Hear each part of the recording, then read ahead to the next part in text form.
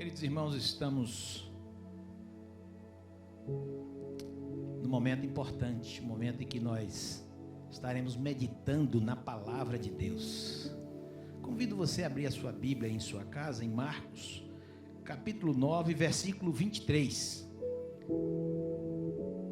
Marcos 9, 23, diz o texto sagrado: ao que lhe respondeu Jesus respondeu assim: se podes, tudo é possível ao que crê.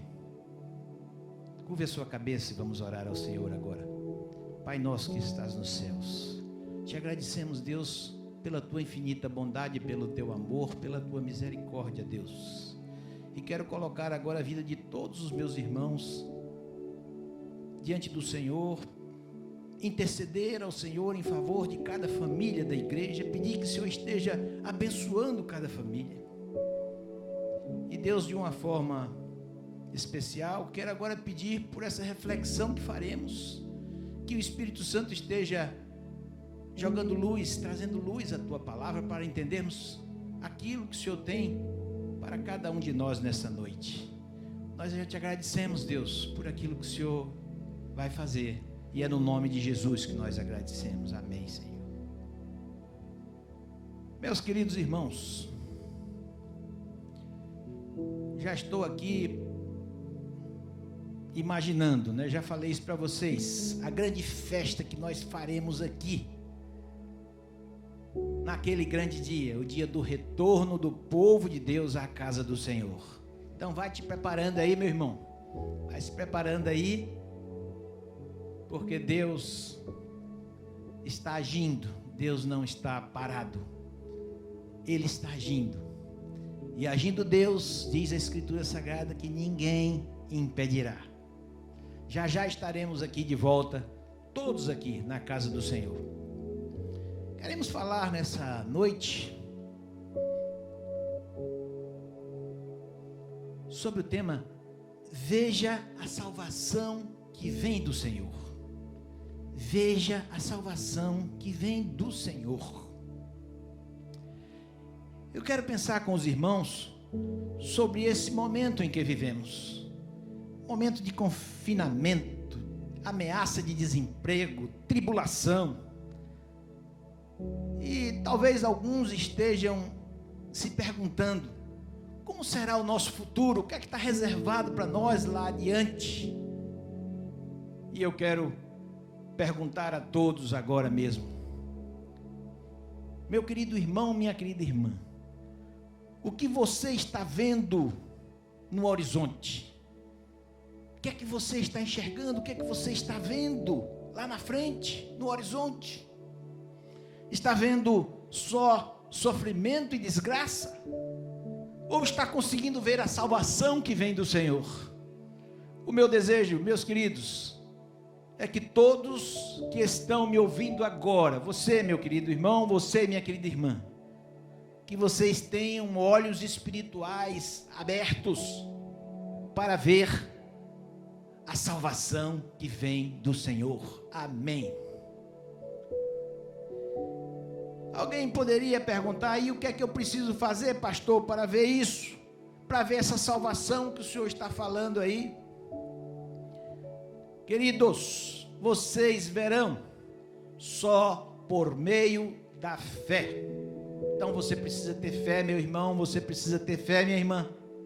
Mais do que nunca, queridos, é hora de exercitarmos a nossa fé. Alguém poderia perguntar: e o que é fé, pastor? Meus queridos irmãos, a Bíblia diz que fé é a certeza que temos de que algo vai acontecer, e é aquilo que no momento você não está vendo. Isso é fé. Talvez em sua volta algumas pessoas estejam dizendo que nada, isso não vai acontecer não, isso é ilusão, não acontecerá. Mas aí você permanece firme no Senhor, permanece aí com essa confiança inabalável no Senhor. O teu Deus, meu irmão, o teu Deus, minha irmã, está agindo por ti. Então veja a salvação que vem do Senhor. Queridos, O Senhor nos chamou para vivermos pela fé. A proposta dele para nós foi essa.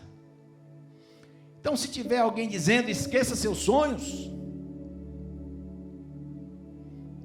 lá em Marcos, capítulo 9, versículo 23, Jesus te diz, foi o texto que nós lemos inicialmente: tudo é possível ao que crê.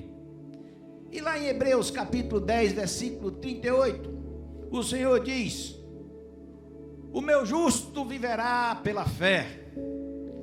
O justo, aquele que foi chamado por Deus, aquele que foi salvo por Jesus Cristo, aquele que tem o nome escrito no livro da vida, esse viverá pela fé. E diz mais o texto sagrado, diz que se ele retroceder, se recuar, se voltar atrás, aí diz o Senhor, a minha alma não terá prazer nele. Verso 39, diz assim: nós somos assim, meus irmãos, eu e você, nós porém, não somos dos que retrocedem, dos que abandonam a fé, mas nós somos dos que permanecem na fé, dos que permanecem firmes, nessa confiança de que Deus está trabalhando por nós, e que a salvação do Senhor está chegando. Agora, se você acha que não tem fé, ou se você acha que sua fé é fraquinha, que sua fé não é suficiente para obter a bênção, a graça desejada, então faça como o pai daquele jovem possesso que foi trazido até Jesus, episódio registrado em Marcos, capítulo 9, versículo 24. Ele disse para Jesus, o pai daquele moço, ele disse: eu creio, Senhor, mas me ajuda, Senhor, me ajuda na minha falta de fé. Queridos, lembrar aqui que até os apóstolos, aquele grupo mais íntimo de Jesus, lá em Lucas 17, versículo 5, os apóstolos disseram para Jesus, diante daquela situação que estavam enfrentando, que estavam ali com Jesus, recebendo os ensinamentos dele, e julgaram que aqueles ensinamentos estavam acima, talvez, da sua capacidade, né, de imaginar e de fé. Então, os apóstolos disseram a Jesus: aumenta a nossa fé. Eu, uma certa vez, li um artigo que dizia que fé a gente não pede, que fé ou se tem ou não tem. Eu reconheço que este é um tema bastante controverso e que pode ser muito bem aprofundado aí em debates teológicos, mas o fato aqui é que todos nós precisamos desenvolver a cada dia a nossa fé em Deus. Essa fé que nós temos, irmãos, precisa aumentar a cada dia. Interessante notarmos como as demonstrações de uma fé robusta sempre chamou a atenção de Jesus. Mateus capítulo 5, versículo 13, capítulo 8, versículos de 5 a 13, narra o episódio da cura do criado do centurião. Aquele homem procurou Jesus, queria a cura do seu criado, e Jesus disse: pronto, eu vou lá com você. Ele disse: não precisa não, basta uma palavra tua, Senhor, basta uma ordem tua, que o meu criado no mesmo momento ficará curado lá onde ele está. Jesus virou-se para ele, versículo 10, e diz que nem em Israel achei tamanha fé. Queridos, inúmeras curas foram operadas por Jesus, e ele sempre dizia: a tua fé te curou. Lembrar também da mulher cananeia, com uma filha endemoniada. Aquela mulher disse a Jesus: mas Senhor, os cachorrinhos também poderiam comer das migalhas que caem da mesa dos seus donos. E Jesus respondeu para ela: ó mulher, grande é a tua fé, faça-se aquilo que queres. Havia ali, queridos, naquele momento, uma combinação perfeita.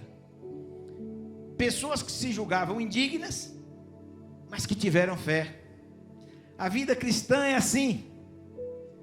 É uma vida de fé. Hebreus capítulo 11, versículo 6 diz: sem fé é impossível agradar a Deus. E esta fé, é esta fé que nos manterá de pé, mesmo nos dias mais difíceis, momentos como esse que estamos vivendo agora. Talvez alguém aqui esteja vivendo dias assim difíceis, sombrios. Dias em que uma pessoa que não tem fé em Deus, naturalmente já estaria desesperado. Mas você permanece aí firme, permanece de pé, sustentado por Deus, que lá do alto está te olhando, está olhando para o teu interior, para o teu coração, está contemplando a sua fé. Falar nisso, me lembrei de um hino antigo, bastante conhecido de todos nós. Ele dizia lá no seu refrão, ele dizia assim: sua fé Jesus contemplará. Sim, o que Jesus promete dar. Ele vê o coração e responde à petição. Sua fé Jesus contemplará. É assim, querido. O Senhor Jesus está contemplando a sua fé. Essa fé vai te capacitar a desenvolver 3 coisas muito importantes para você se manter firme, se manter de pé. Romanos capítulo 12, versículo 12. A primeira coisa diz nesse texto: regozijai-vos na esperança. Queridos, regozijar é se alegrar, mas se alegrar muito. Então se alegre muito na esperança, meu irmão. Neemias 8:10 diz: a alegria do Senhor é a nossa força. Segundo ponto, sede paciente na tribulação. Queridos, a paciência é uma grande virtude. As pessoas pacientes enfrentam tudo com mais resignação e coragem. Elas não se revoltam nunca. Tiago tem um conselho para todos nós. Está lá em Tiago capítulo 5 e versículo 8. Diz assim: sede vós também pacientes e fortalecei o vosso coração, pois a vinda do Senhor está próxima. Então, querido, segura a onda aí. Falta pouco, Jesus já estará voltando. E o terceiro e último, na oração, perseverantes. Meu querido irmão, acredite, insista. 1 Tessalonicenses 5,17, orai sem cessar, ore sem cessar. Continue orando até Deus responder a sua oração, não desista nunca. Estamos entrando aí no mês de maio. Maio é o mês da família. E falamos no início do culto dessa noite sobre a campanha que a igreja estará empreendendo. Mas queria dizer que o nosso desafio é grande, porque nós estamos vivendo um tempo difícil, um tempo estranho, um tempo em que as pessoas estão desistindo, estão abandonando as suas famílias. E estão fazendo isso com a maior naturalidade possível. Estão fazendo isso como se o abandono do lar, da família, tivesse a aprovação de Deus. Não tem não, meu irmão, não tem não, minha irmã. Fico pensando, porque muitas pessoas dizem, e a gente não pode julgar, né? Não podemos julgar, temos apenas que orar e abençoar os nossos irmãos que passam dificuldades, porque muitos chegam para nós e dizem: mas eu estava sofrendo tanto, estava sofrendo demais, mas ao mesmo tempo eu tenho que levar para essa pessoa uma palavra de desafio, uma palavra de Deus, de encorajamento, dar uma sacudida e dizer: onde foi parar a sua fé, meu irmão, minha irmã? Queridos, Tiago capítulo 5, versículo 11 diz: eis que temos por felizes os que perseveram firmes. E na sequência desse versículo é citado Jó. O texto diz: vocês ouviram falar da paciência de Jó? E viram que fim o Senhor lhe deu? Sabe por que o Senhor fez isso? Diz o texto, e lá no final ele diz: porque o Senhor é cheio de terna misericórdia e compassivo. Quando temos fé, nós perseveramos, e o Senhor se compadece de nós e envia o seu socorro. Ele não está alheio ao teu sofrimento, tá não? Ele está acompanhando tudo bem de perto. Mas a mensagem para você nessa tarde, nessa noite é: continue esperando no Senhor. Ademais, irmãos, a palavra de Deus nos ensina no Salmo 34:19 que muitas são as aflições do justo, mas o Senhor de todas o livra. João 16:33, no mundo tereis aflições, mas tende bom ânimo. A palavra de Deus nos conforta ao dizer em Romanos 8:18 que as aflições do tempo presente, essas aflições todas que nós estamos vivendo agora, não se podem comparar com a glória que há de vir. Tiago 5:7, outro conselho: sede, pois, irmãos, pacientes até a vinda do Senhor. Queridos, devemos viver nesta expectativa. Quando essas tribulações que vivemos aqui na terra serão todas trocadas pela glória de Deus que em nós há de ser revelada. Quero deixar com os irmãos aqui um pensamento de John Piper, achei interessante e trouxe para a nossa reflexão. Ele diz: este é o propósito universal de Deus para todo sofrimento cristão. Sabe qual é? O propósito de Deus, universal de Deus para todo sofrimento cristão: mais contentamento nele e menos satisfação no mundo.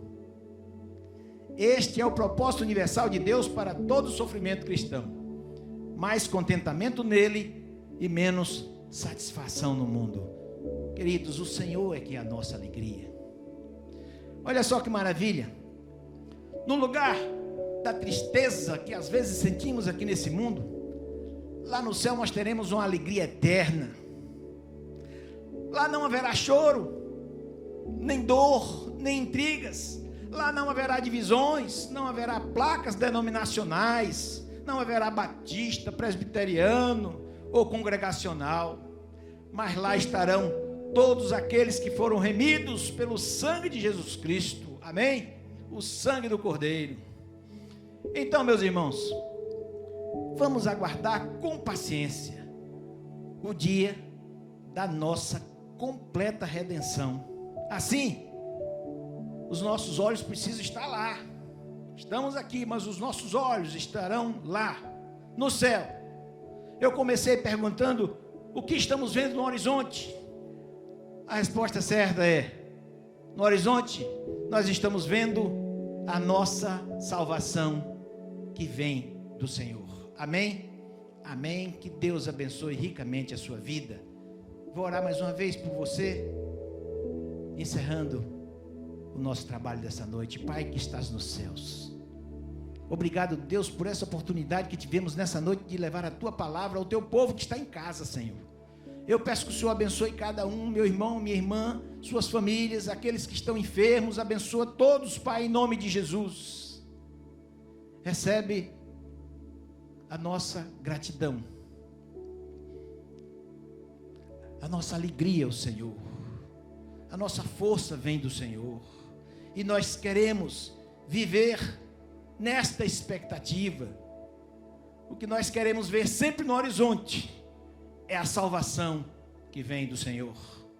Portanto, obrigado, Pai, pela tua salvação que chegou até nós. Continua nos abençoando e abençoando todo o teu povo. É no nome de Jesus que nós oramos agradecidos. Amém, Senhor.